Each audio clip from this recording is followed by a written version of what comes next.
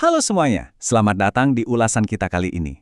Hari ini kita bakal langsung menelusuri jejak sejarah pendiri PKI, yaitu Semaun. Kita akan membedah sebuah paradoks yang menurut saya luar biasa menarik nih. Bayangin aja, gimana bisa seorang tokoh nasional yang sangat kontroversial, yang bagi banyak orang dianggap punya jejak yang kelam dalam sejarah kita, tapi anehnya justru dikenang dengan penuh penghormatan di tingkat lokal. Penasaran kan?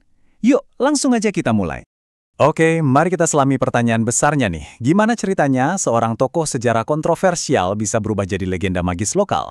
Semaun sebagai pendiri Partai Komunis Indonesia, kalau di panggung nasional kan sering banget dikaitkan dengan narasi sejarah yang cukup kelam dan selalu memicu perdebatan. Tapi ya, penelusuran sejarah di kawasan Gunung Gangsir, Pasuruan justru mengungkap sebuah realitas yang totally beda. Alih-alih dilihat sebagai figur politik yang menakutkan, masyarakat setempat malah mengenangnya sebagai pahlawan lokal. Sosok yang dermawan, penuh teka-teki, dan bahkan dibalut mitos magis. Kontras yang aneh banget ini nih yang bakal kita pecarkan bareng-bareng sekarang. Nah, biar lebih gampang ngikutin ceritanya, kita susun dulu fondasi kronologisnya ya. Semaun ini lahir di tahun 1898. Terus, di usia yang bisa dibilang masih sangat muda banget, tahun 1920, dia ngambil langkah monumental dengan mendirikan PKI. Nah, perjalanan hidupnya yang penuh gejolak itu akhirnya selesai saat beliau wafat di tahun 1971. Tanggal-tanggal krusial ini berhasil dipastikan lewat sebuah penemuan yang gak disangka-sangka, sebuah batu nisan yang tersembunyi rapat di sebuah pemakaman umum daerah Pasuruan, Jawa Timur. Percaya atau enggak, nyari makam ini tuh beneran PR banget. Berdasarkan sumber penelusuran kita, lokasinya itu super tersembunyi. Nyaris gak kelihatan karena ketutup pagar berjeruji dan rimbunya area pemakaman. Dan yang bikin tambah penasaran, nisan ini ternyata nggak berdiri sendiri loh. Semaun berbagi tempat peristirahatan dengan seseorang bernama Valentina Sema, yang wafat tahun 1958. Kemungkinan besar ini adalah anggota keluarga dekatnya. Plus, ada satu detail misterius lagi. Lokasi makam ini persis berdekatan sama area penemuan batu bata raksasa peninggalan era kebesaran Kerajaan Majapahit. Keren banget kan? Terus, yang sering jadi pertanyaan adalah kenapa sih Semaun memilih ideologi komunisme dan mendirikan partai ini?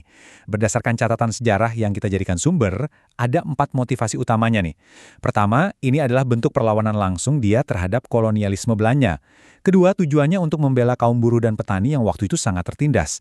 Ketiga, alasan Semaun memilih ideologi komunisme ini juga sangat dipengaruhi sama momentum revolusi Bolshevik di Rusia tahun 1917. Dan yang keempat, partai ini sengaja didirikan buat jadi jalan alternatif yang lebih tegas, lebih radikal gitu ya dibanding pergerakan Sarekat Islam pada masa itu. Dan dari sinilah muncul sebuah simbol yang pastinya udah nggak asing lagi buat kita. Seperti yang dijelaskan sama sumber catatan sejarah lokal kita, lambang palu dan arit pada era itu sebenarnya didefinisikan sebagai representasi visual dari sebuah aliansi. Arit mewakili kaum petani, sedangkan palu itu mewakili para pekerja atau buruh konstruksi. Jadi bagi Semaun dan pengikutnya di era kolonial Hindia Belanda waktu itu, simbol ini dimaknai sebagai alat dan semangat untuk menyatukan kelas pekerja melawan penindasan penjajah demi ngebangun masyarakat yang lebih adil. Nah ini dia nih, bagian yang menurut saya paling mind-blowing. Coba bayangin, gimana masyarakat lokal zaman dulu merespons sosok ini? Muncul sebuah mitos kesaktian misterius Semaun di kalangan warga. Dia dianggap punya ilmu goib, kebal senjata, dan bahkan bisa teleportasi atau pindah tempat secara instan. Padahal ya, kalau kita lihat realitas sejarahnya, beliau ini sebenarnya tokoh revolusioner yang punya intelektualitas sangat tinggi, paham filsafat, dan menguasai ilmu pengetahuan modern.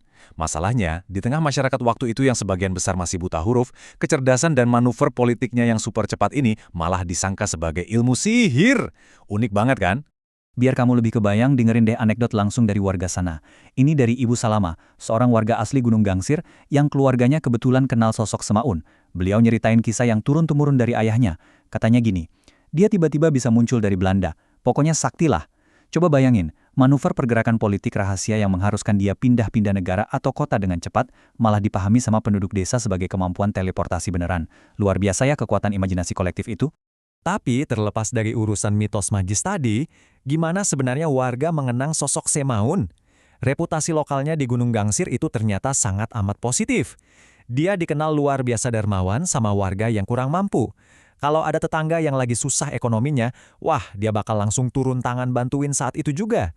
Wibawanya juga gede banget loh, sampai anak-anak kecil aja nggak berani sembarangan main deket rumahnya. Dan ada satu detail lucu tapi bikin takjub, dapur di rumahnya itu sama sekali nggak punya pintu. Tapi boro-boro ada barang yang hilang, pencuri aja nggak ada yang berani masuk karena saking takutnya sama wibawa si pemilik rumah. Nah, dengar cerita betapa megah, menakutkan dan dihormatinya kediaman ini di masa lalu, pasti kita jadi mikir dong. Terus, di mana sih letak rumah bersejarah yang penuh wibawa itu sekarang? Apakah dijadiin museum resmi? Atau mungkin malah dibiarkan terbengkalai dan dikeramatkan semua warga sekitar?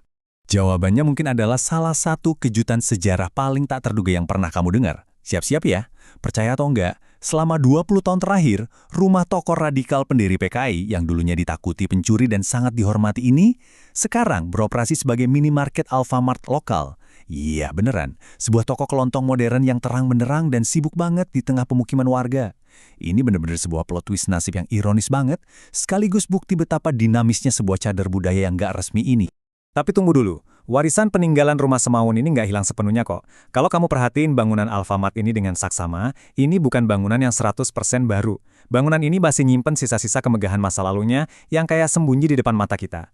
Pilar-pilar besar di bagian depan toko itu pilar asli dari rumahnya loh. Terus, kalau kamu agak mendongak sedikit ke atas, ngelewatin papan nama Alfamart yang merah biru itu, kamu bakal lihat ornamen atap klasik bergaya zaman dulu. Itu jadi bukti bisu kalau ini dulunya memang kediaman orang yang sangat penting.